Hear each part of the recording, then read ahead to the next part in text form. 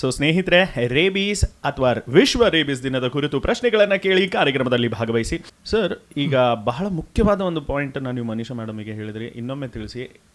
ನಾಯಿ ಬರೀ ಹುಚ್ಚು ನಾಯಿಯ ಅಥವಾ ಯಾವುದೇ ನಾಯಿ ಕಡಿದ್ರೆ ಸತತವಾಗಿ 15 ನಿಮಿಷಗಳ ಕಾಲ ಆ ಏರಿಯಾ ಸಾಬೂನಿಂದ ಕ್ಲೀನ್ ಮಾಡ್ಕೋಬೇಕು ಅಂತ ಕಾರಣ ತಿಳಿಸ್ಬೋದು? Yes sir. ಸರ್, ಈಗ ತಾವು ಬೇಕಾದ ನಾಯಿ ಅಂದ್ರಿ, ಅಥವಾ ಮನೆಯಲ್ಲಿ ನಾಯಿ ಇರಲಿ ಅಥವಾ ರೋಡ್ ಮೇಲಿನ ನಾಯಿ ಇರಲಿ, ಬೀದಿ ಮೇಲಿನ ನಾಯಿ ಇದ್ದಿದ್ರಪ್ಪ ಅಂತಂದ್ರೆ ನಾವು we have to exercise more caution, ಜಾಸ್ತಿ ಜಾಗೃತ ಆಗಿರಬೇಕು. ಪ್ರಥಮ ಉಪಚಾರ ಫಸ್ಟ್ ಇಂಪಾರ್ಟೆಂಟ್ ಪಾಯಿಂಟ್ ಏನಪ್ಪ ಅಂತಂದರೆ ಕಮ್ಮಿ 15ರಿಂದ 20 ನಿಮಿಷ ಮನ್ಯಾಗ ಸಾಬೂನು ಇರ್ತೈತಲ್ರಿ, ಆ ಸಾಬೂನು ನೀರ್ಲೆ ಅದೇನು ಬೈಟ್ ಆಗಿರ್ತದೆ ಆ ಬೈಟ್ ಜಾಗ ನಾವು ತೊಳ್ಕೊತಿರ್ಬೇಕು. ಚಾಲು ನಳದ ಬುಡಕ್ಕೆ ನಾವು ಗಾಯದ ಜಾಗ ನಾವು ಹಿಡ್ಕೋಬೇಕಾಕೈತಿ. ಸೊ 15-20 ಮಿನಿಟ್ಸ್ ಸೋಪ್ ವಾಟರ್ಲಿ ತೊಳೆದ ಮೇಲೆ, ಇದು ಯಾಕಪ್ಪ ಅಂತಂದ್ರೆ ಆ ಸೋಪ್ನಾಗ ಏನು ಅಲ್ಕಲೈನ್ ಮೀಡಿಯಮ್ ಅಂತೀವಿ ನಾವು, ಅದಕ್ಕೆ ವೈರಸ್ ಏನಿದೆ ಈ ರೇಬೀಸ್ ವೈರಸ್ಸು ಆಲ್ಕಲೈನ್ ಮೀಡಿಯಮ್ನಾಗ ಜೀವಂತ ಉಳಿಯೋಕ್ಕೆ ಸಾಧ್ಯ ಇಲ್ಲ. 90% ನಾವು ಏನೈತೆ ಅಲ್ರಿ ಆ ರೋಗದ ಏನು ಪ್ರಾದುರ್ಭಾವ ಇದೆ, ಇದು ಒಂದೇ ಉಪಕ್ರಮದಲ್ಲಿ ನಾವು 90% ನಾವು ಕಂಟ್ರೋಲ್ ಮಾಡೋಕ್ಕೆ ನಮಗೆ ಅನುಕೂಲ ಆಗುತ್ತೆ. ಸೊ ಈ ಸ್ಟೆಪ್ ಮಾತ್ರ ನಾವು ಯಾವುದೇ ಪರಿಸ್ಥಿತಿಯಲ್ಲಿ ಎಲ್ಲಿ ಬೇಕಾದಲ್ಲಾಗಲಿ ಫಸ್ಟ್ ಮತ್ತು ಎಷ್ಟು ಸಾಧ್ಯ ಆದಷ್ಟು ಫಾಸ್ಟೆಸ್ಟ್ ಪಾಸಿಬಲ್ ಇದು ನಾವು ಕೆಲಸ ಮಾಡಬೇಕು. ಇದು ಆದಮೇಲೆ ನೀವು ಆಗಲಿ ಮೇಡಮ್ ಅಂದ್ರೆ ನೀವು ಬೇಕಾದ್ರೆ ಮನೆಯಾಗಿನ ಅರಿಶಿನ ಹಚ್ಚಿರಿ, ಅಥವಾ ಬೆಸ್ಟ್ ಅಂದ್ರೆ ನಾವು ಟಿಂಚರ್ ಐಯೋಡಿನ್ ಹಚ್ಚಿರಿ ಅಥವಾ ಡೆಟಾಲ್ ಹಚ್ಚಿರಿ. ಇದು ಆಮೇಲೆ ಮೊದಲು ಫಸ್ಟ್ ತೊಳೆದ ಮೇಲೆ, ಆಮೇಲೆ ಅದು ಯಾವುದೂ ಪರಿಸ್ಥಿತಿಯಲ್ಲಿ ಅದು ಮುಚ್ಚಬಾರ್ದು. ಆ ಜಖಮ ಕೆಲವೊಬ್ರು ಏನು ಮಾಡ್ತಾರೆ, ಬ್ಯಾಂಡೇಜ್ ಹಚ್ಚೋದು, ಕಟ್ಟೋದು. ಸಾಮಾನ್ಯವಾಗಿ ಇಟ್ ಈಸ್ ಅ ರಿಸ್ಪಾನ್ಸ್ ಆಕೈತೆ ನಮ್ಮದು. ನಾಯಿ ಕತ್ತೆ ಜಖಮವನ್ನು ದಯಮಾಡಿ ನೀವು ಮುಚ್ಚಕ್ಕೆ ಹೋಗಬೇಡ್ರಿ. ಗಾಯ ಜಾಸ್ತಿ ದೊಡ್ದಿತ್ತಪ್ಪ ಅಂತಂದರೆ ಅಥವಾ ಗಾಯ ಆದ ತಕ್ಷಣ ಇಮಿಡಿಯೇಟ್ಲಿ ನಾವು ಹೆಲ್ತ್ ಪ್ರೊವೈಡರ್ ಕಡೆ, ನಮ್ಮ ಡಾಕ್ಟರ್ ಕಡೆ ಹೋಗ್ತೀವಿ. ಮುಂದಿನ ಏನು ಮಾಡೋದೈತಿ ಅವ್ರ ಸಲಹೆ ಸೂಚನೆ ಪ್ರಕಾರ ಮಾಡಿರಿ. ನೀವು ಬರೀ ಸಾಬೂನ್ಲೇ ತೊಳೆಯೋದು 15-20 ನಿಮಿಷ, ಆಮೇಲೆ ಡೆಟಾಲ ಅರಿಶಿನ ನಿಮಗೆ ಏನು ಹಚ್ಚೋದೈತೆ ಹಚ್ಚಿರಿಪ್ಪ, ಮನೆಗಿಂದ ಆ್ಯಂಟಿಸೆಪ್ಟಿಕ್, ಇಮಿಡಿಯೇಟ್ಲಿ ಡಾಕ್ಟರ್ ಕಡೆ ಹೋಗ್ರಿ. ಇವು 3 ನಾವು ರೇಬೀಸ್ ತಡೆಗಟ್ಟುವ ಸಲುವಾಗಿ ಇವು 3 ಉಪಕ್ರಮ ನಾವು ಮಾಡಲೇಬೇಕು.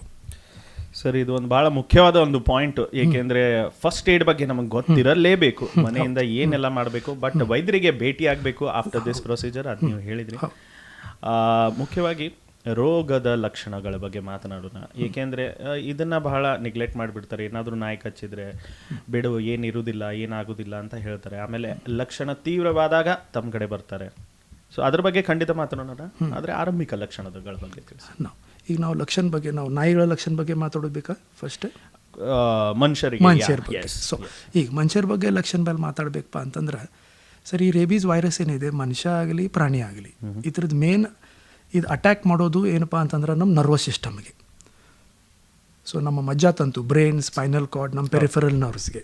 ಸೊ ಈಗ ಹ್ಯೂಮನ್ ಒಳಗೆ ಅಕಸ್ಮಾತ್ ನಾವು ಯಾವಾಗಾರ ಒಂದು ಡಾಗ್ ಬೈಟ್ ಆಗಿರ್ತೈತಿ, ನಾವು ಯಾವುದೇ ಕಾರಣಕ್ಕೂ ಅಥವಾ ಮೂಢನಂಬಿಕೆಗೆ ನಾವು ತುತ್ತಾಗಿ ನಾವು ಅದಕ್ಕೆ ಏನಾದರೂ ಪ್ರಥಮ ಉಪಚಾರ ಆಗಲಿ ಅಥವಾ ನೇರವಾಗಿ ಸರಿಯಾದ ಈ ಚುಚ್ಚುಮದ್ದು ಅಥವಾ ಇಮ್ಯುನೋಗ್ಲೋಬಿನ್ ಉಪಚಾರ ಮಾಡದೇ ಇದ್ದ ಪಕ್ಷದಲ್ಲಿ ಲಕ್ಷಣಗಳು ಒಮ್ಮೆ ಕಂಡು ಬಂದಪ್ಪ ಅಂತಂದರೆ ಈ ರೋಗಕ್ಕೆ ಉಪಚಾರ ಇಲ್ಲ.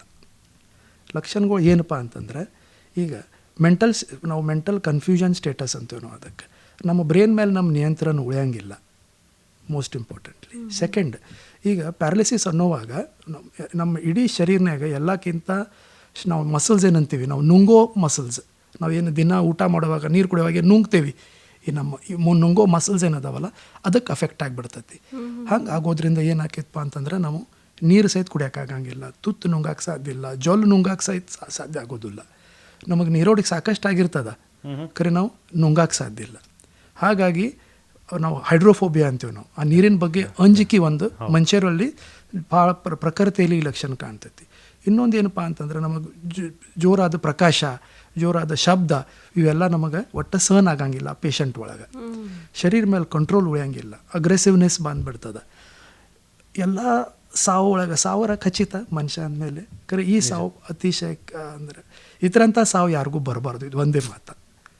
ಭಾಳ very very dreadful death once symptoms arise. ಲಕ್ಷಣಗಳು ಬಂದಮೇಲೆ ಇದಕ್ಕೆ ಏನು ಉಪಚಾರ ಮಾಡೋಕ್ಕೆ ಸಾಧ್ಯ ಇಲ್ಲ. ಸರ್, ಮನುಷ್ಯರ ಬಗ್ಗೆ ಆಯಿತು, ಈಗ ಪ್ರಾಣಿಗಳ ಬಗ್ಗೆ. ಈಗ ಪ್ರಾಣಿಗಳ ಬಗ್ಗೆ ಏನಪ್ಪ ಅಂದ್ರೆ, ನಮ್ಮ ಕಡೆ ಈಗ ನಾಯಿ, ನಾವು ಮೊದಲ ನಾಯಿ ಬಗ್ಗೆ ಮಾತಾಡೋಣ, ಆಮೇಲೆ ಇತರ ಪ್ರಾಣಿಗಳ ಬಗ್ಗೆ ಮಾತಾಡೋಣ.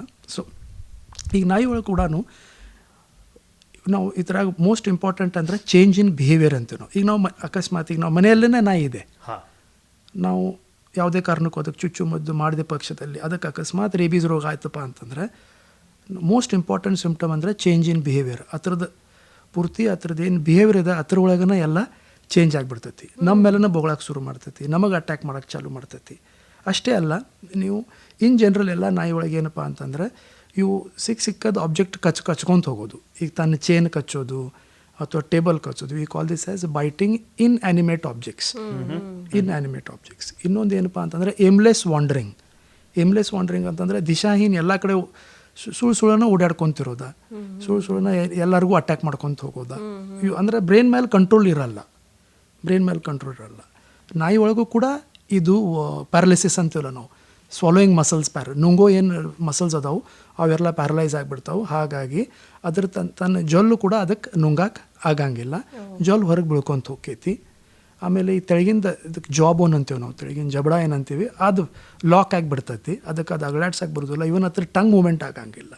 ಸೊ ನಾಲ್ಗೆ ಕೂಡ ಹೊರಗೆ ಬಂದುಬಿಡ್ತದ, ನುಂಗಾಕೆ ಬರದೇ ಇರೋದು ಅದೊಂದು. ಅಂದರೆ ನೀವು ಮುಂದೆ ನೀರು ಇಟ್ಟಿರ್ತೀರಿ, ಪಾಪ ಅದಕ್ಕೆ ಕುಡಿಯೋಕ್ಕಾಗಂಗಿಲ್ಲ, ನುಂಗಾಕಾಗಂಗಿಲ್ಲ, ಅಟ್ಯಾಕಿಂಗ್.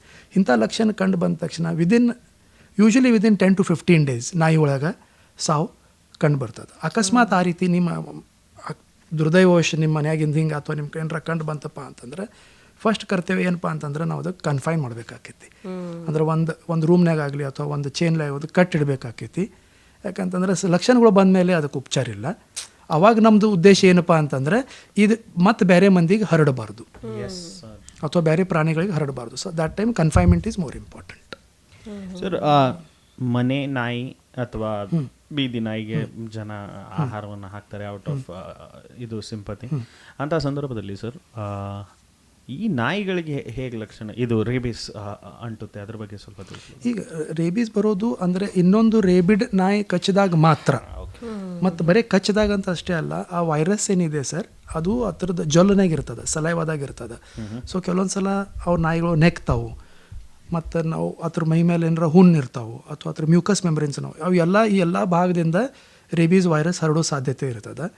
ಈಗ ನಾವು ಅದಕ್ಕೆ ಹ್ಯಾಂಡಲ್ ಮಾಡೋ ಟೈಮ್ದಾಗ ನಮಗೂ ಗೊತ್ತಿರಲ್ಲ, ನಮ್ಮ ಕೈ ಮೇಲೆ ಸಣ್ಣ ಏನಾರ ಗಾಯಗಳಿದ್ದು ಅಥವಾ ಏನಿದ್ದು, ಬರೀ ಅದು ಕಚ್ಚಿರೋದಿಲ್ಲ, ಬರೀ ನೆಕ್ಕಿದ್ರೆ ಕಟ್ತದೆ ಅಥವಾ ಪಂಚಿರ್ತತಿ, ಸ್ಕ್ರ್ಯಾಚ್ ಮಾಡಿರ್ತತಿ. ಸೊ ಸ್ಕ್ರ್ಯಾಚ್, ಬೈಟ್, ಲಿಕ್ ಇವು 3 ವಿಧಾನ ಏನದಾವ. ಈಗ ನೀವು ರೋಡ್ ಮೇಲಿನ ನಾಯಿದು ಅಂತೀರಿ, ರೋಡ್ ಮೇಲಿನ ನಾಯಿದು ನಮಗೇನು ಗೊತ್ತೇ ಇಲ್ಲ.